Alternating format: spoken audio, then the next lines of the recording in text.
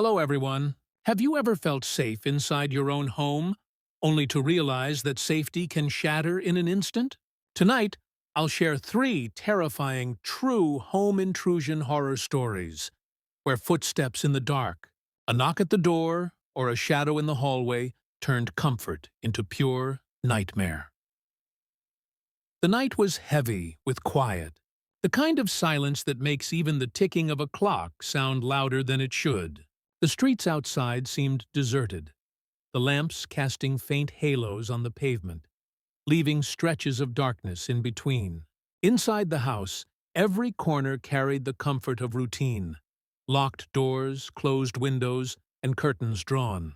Yet silence has a way of exaggerating itself, turning familiar spaces into something uneasy.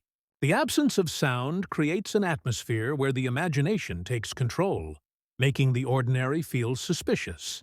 A creak from the wood, the faint hum of appliances, or even the sound of one's own breathing can feel amplified.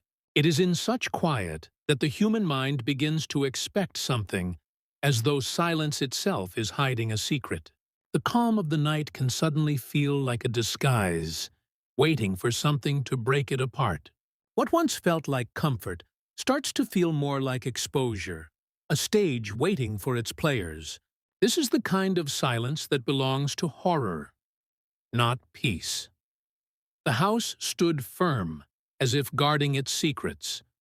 But walls cannot shield the mind from suspicion. Shadows stretched unnaturally across the floor, shaped by the faint glow of the streetlight outside.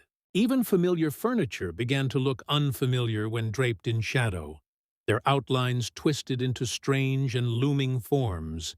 The mind began to question its own senses, turning the harmless into something sinister. Silence is not empty. It has a weight, a density that presses in on a person when they are alone. The absence of voices, footsteps, or any sign of life becomes more disturbing than noise itself. It is as if the quietness waits to be disturbed, daring something to interrupt it. The air feels heavier, thicker, charged with an invisible tension that keeps the heart uneasy. What is most frightening is not what is heard but what is not, because the unknown always grows larger in silence. The longer it lasts, the more unbearable it becomes. It begins to feel unnatural, as though it has a purpose. In the depth of night, silence amplifies the smallest details into something unbearable.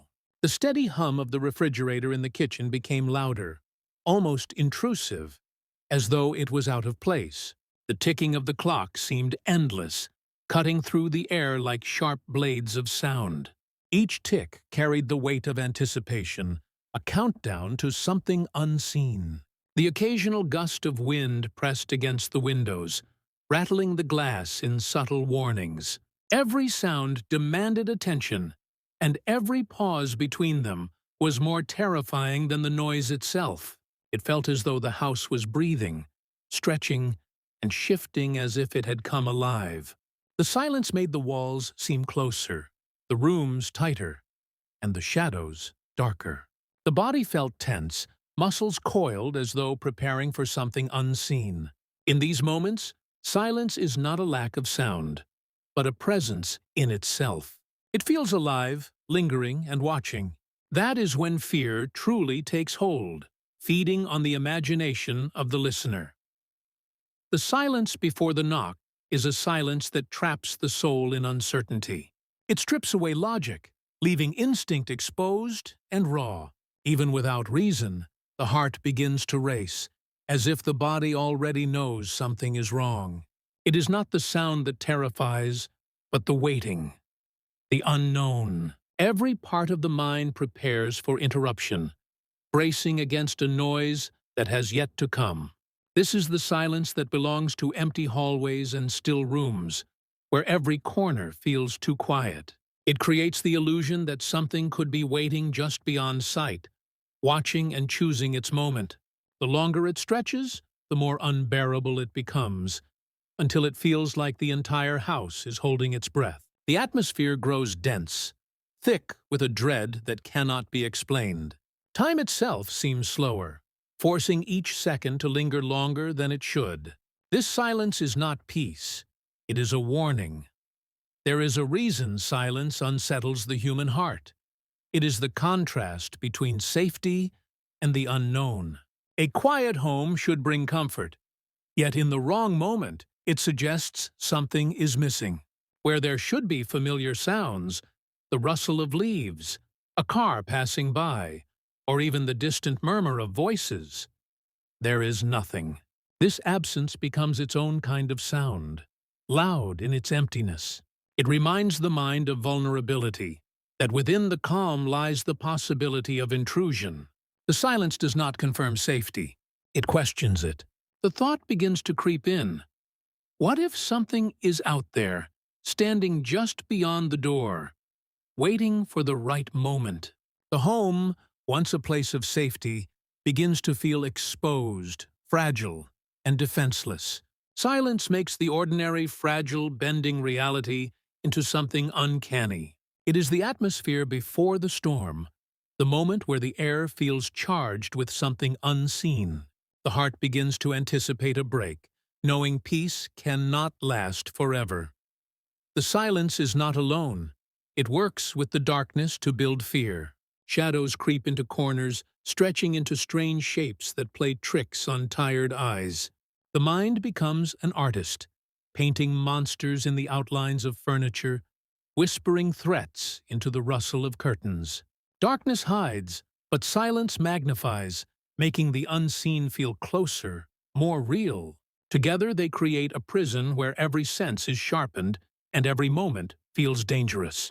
Silence in darkness is worse than noise in daylight. It feels deliberate, as if the world has quieted just for something dreadful to happen. It feels unnatural, almost staged, like a play waiting for its first act. The weight of silence becomes unbearable, pressing against the mind like a cold hand. Every moment without sound feels stolen, unnatural, and fragile. It is the tension that cannot be escaped, no matter how tightly one clings to the illusion of safety. Silence becomes the enemy, not the intruder. What makes silence dangerous is not the lack of sound, but the fear of what will break it. It is the waiting, the anticipation, the sense that something inevitable is drawing closer. Every creak of the house becomes suspicious. Every whisper of wind through the cracks feels like a signal. The silence becomes a game of endurance. How long until it ends? And in what way? When one expects the break, it does not come. And when one begins to relax, it arrives. The silence before the knock is the cruelest, because the mind builds its own horrors in the emptiness. It becomes a mirror for fear, reflecting back every unspoken dread. The longer it lasts, the deeper the fear grows, turning imagination into torment. The silence is not passive. It is active, controlling, manipulating.